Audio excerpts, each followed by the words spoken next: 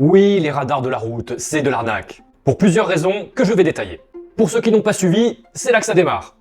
La directive de l'Union Européenne 2019-1258, de la Commission du 23 juillet 2019. Quant aux définitions du système international d'unités, ainsi que le décret 2020-709 du 11 juin 2020, relatif aux unités de mesure et au contrôle des instruments de mesure, pose le cadre des unités légales. Pour la distance, le mètre. Pour le temps, la seconde. La vitesse est égale à la distance divisée par le temps, on obtient donc un résultat en mètres secondes, unité légale. Oui, on peut convertir en kilomètres par heure, mais visiblement tu n'as pas écouté ma réponse précédente. Si on peut débattre sur ces aspects, c'est vrai, pas évident, on pourrait tous se mettre d'accord sur une chose. Que font des radars de soi-disant organismes publics sur des routes appartenant à des corporations privées?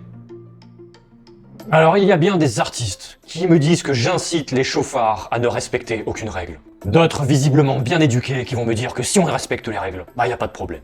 Ou encore d'autres qui ont tout compris et qui ont peut-être un petit peu le verbe haut, derrière vos claviers. Alors que mon seul objectif est de vous faire réfléchir sur la légitimité et la légalité d'un système qui vous dépouille subtilement comme un pickpocket ayant 30 ans d'expérience. Alors avant de dire que je raconte n'importe quoi, va jeter un œil à mes pilules et on en reparle. Comme on dit, lorsque le sage montre la lune, l'idiot regarde le doigt.